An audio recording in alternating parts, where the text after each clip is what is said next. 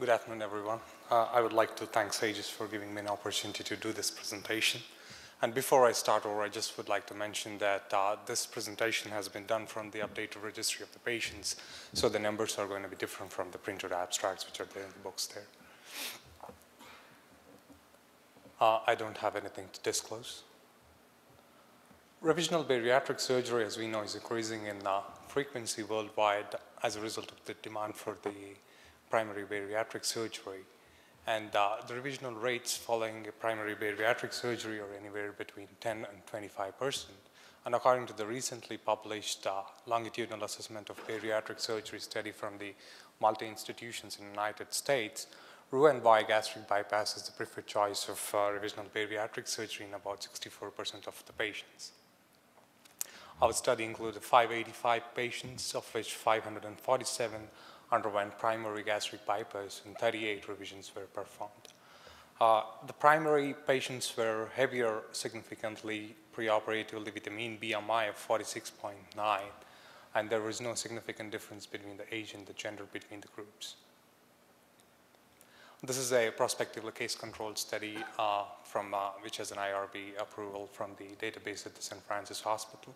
And the collected data included patient demographics, perioperative data, note on complications, weight loss, status of associated comorbidities over 1 year period, and assessment of quality of life.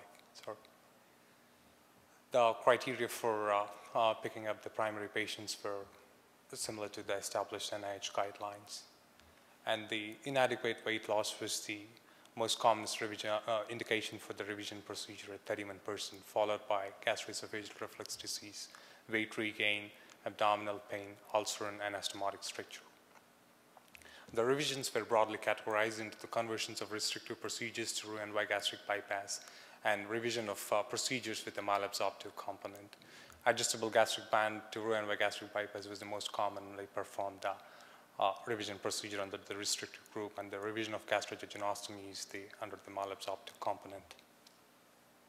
So we performed our primary Roux-en-Y gastric bypass in a retrogastric retrocolic fashion with a true limb of 150 to 300 centimeters depending upon the patient's anatomy and the BMI. And the linear stabilic technique was utilized for doing gastrojejunostomy and jejunojejunostomy. And routine oversawing of the gastric remnant staple line has been done, which helped to decrease the postoperative GI bleeding. And thromboprophylaxis with using enoxaparin was done for all the patients 10 days postoperatively. Before doing revision, we also obtained the operative report of the original operations whenever possible. And most of the times we use screen loads which has shown to decrease the postoperative leaks while doing further revisions. The mean operative time was significantly more for the revision groups when compared to the primary, and also the revision groups stayed in the hospital for a longer time with a mean difference of being only 2 days when compared to the primary group.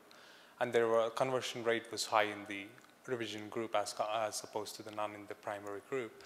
But there was no significant difference in the 30-day reoperation and the readmission rates, and there were absolutely no deaths in the revision group as opposed to the only one early death in the primary group. Although early major morbidity is significantly high for the revision group, there was the individual major complications were comparable between both the groups by only having like 2 anastomotic leaks in the revision group. These were the patients who were converted from jejunoileal bypass to Roux-en-Y gastric bypass, and none of the patients in both groups had any kind of leaks. And also, the late major morbidity was in fact interestingly low in the revision group. And although the early major morbidity was more, it did not have any significant effect or negative impact on the recovery or the quality of life of the patient, as we have seen in the previous slide, which shows the similar 30-day reoperation and readmission rates. We also assess some of the unique biochemical parameters like leptin and some of the acute inflammatory markers like ESR and CRP, which are linked to the obesity. And the leptin values decreased in both the primary and the revisional groups at 3 months postoperatively. And there was decreased inflammatory processes in both the primary and the revision group. Only the peak here, we have concerns with the small group in the revisions that has been assessed for this C-reactive protein.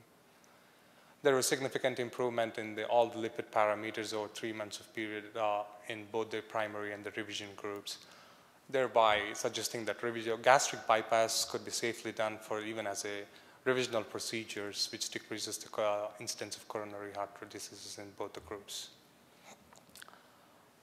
Although there was significant weight loss in both the primary and the revision groups, the primary was a bit higher at 71% at 1 year post-operatively. And in the revision group, there was a trend in the estimated weight loss if the primary procedure would have been a restrictive type rather than as opposed to the malabsorptive type at 1 year post-operatively. And there was significant improvement in all the comorbidities over 1 year period of time, and these are the percentage improvement of the comorbidities for both the primary and the revision groups. Interestingly, all the patients in the primary group for gastroesophageal reflux disease has resolved, and more number of patients in the revision group have resolved for hypertension. When we look at the GERD scores, there's a significant decrease in the gastroesophageal reflux disease score. This is on basis of quality of life questionnaire, GERD quality of life questionnaire, which has been done by Dr. Valanovich, which is validated by him. So when we did that, we could see that there's a significant drop of GERD scores in the revision group at 6 months post-operatively, although there is also a significant drop in the primary, but the difference was more in the RBS group, thereby suggesting that gastric bypass could resolve the gastroesophageal reflux disease in the patients, which is a complication of primary bariatric procedure. Coming to the SF-36 quality of life questionnaire, there was a significant improvement in the physical component in both the primary and the revision groups, but there was more trend in the primary group, and even there was trend in both the groups for the mental component of SF-36 quality of life, thereby showing that there is a almost equal improvement of quality of life in both the revisional and the primary surgery, that is, it's comparable. With this, we want to conclude that laparoscopic approach is feasible for revisional procedures in more than 80% of the patients. And although it carries higher perioperative risk, long-term risks are almost similar, and the individual major complications are comparable between the primary and the revision groups. Though the weight loss after revision procedure is not that great as the primary group, so definitely there is improvement of the long-term improvement of the preoperative symptoms concerned with the primary bariatric surgery and also the associated comorbidities. And Roux-en-Y gastric bypass is an excellent choice for revisional bariatric surgery. Thank you.